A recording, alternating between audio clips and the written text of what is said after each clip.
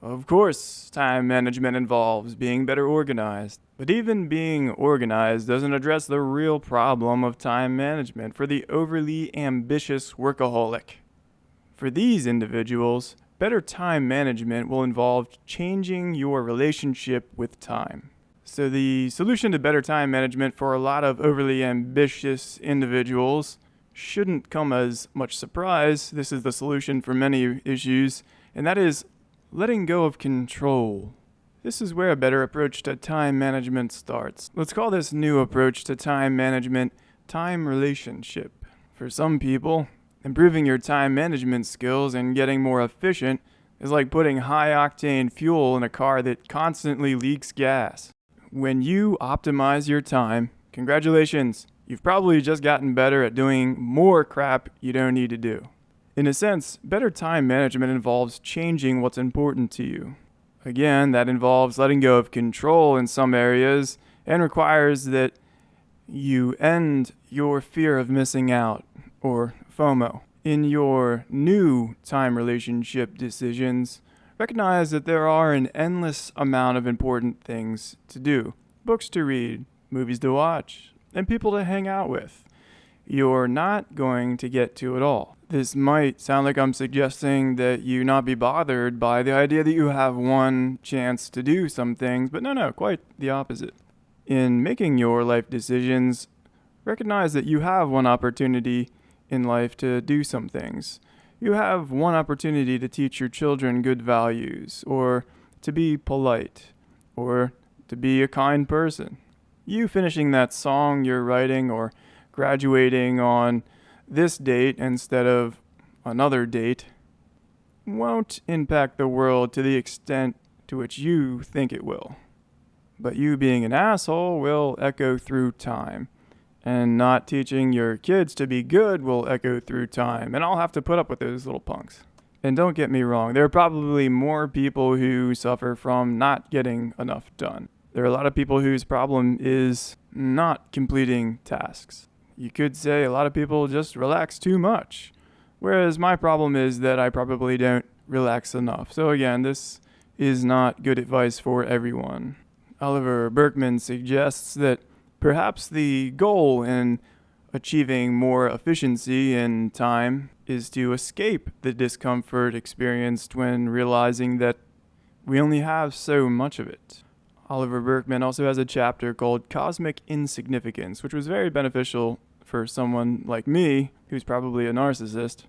In some sense, yes, everyone has an impact on the world, and you should not minimize your importance in this regard. But in a different relationship, there is a sense that you are incredibly insignificant. And in fact, accomplishing every single thing that you could ever hope to accomplish in life probably wouldn't have the impact that you think it would.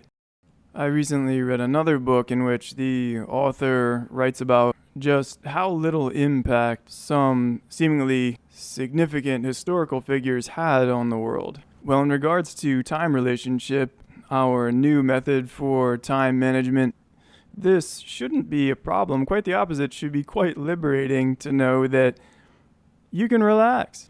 If you don't invent it, probably someone else will shortly. Again, this is not to minimize your desire to have an impact on the world. I often quote Horace Mann, who said, "You should be ashamed to die until you've won some victory for humanity." And I do believe that. But getting back to how we only have so much time, I would argue that that's the reason why the things that we've chosen to do are enjoyable. Everyone understands the principle that if you eat too much of your favorite food all day, every day for long periods of time, you will crave something else eventually. I know I eat just about the same thing every day, and probably a lot of people listening to this do too, but don't miss the point I'm making. The same is true with relationships. It's kind of about balance, right? You understand the idea that absence makes the heart grow fonder. Well, if you spend way too much time with someone, one of you is going to get sick of the other. So many things are about balance. No surprise there.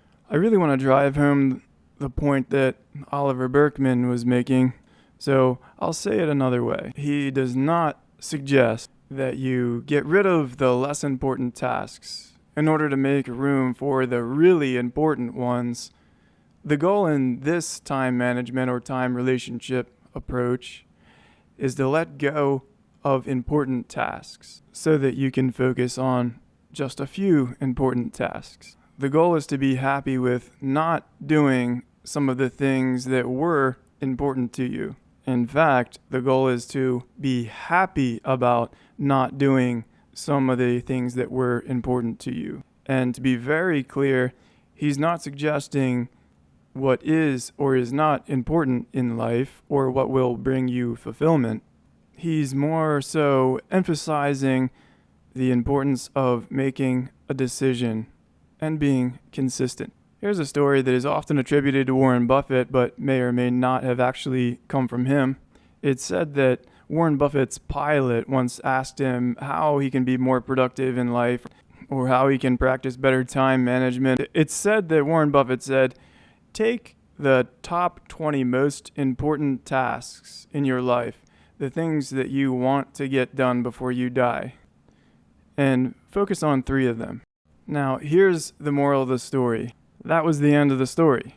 Allegedly, Warren Buffett did not say, "Now after you've mastered the top 3 tasks, then you can start plugging away at the other 17. No, the advice was to decide to never do the 17.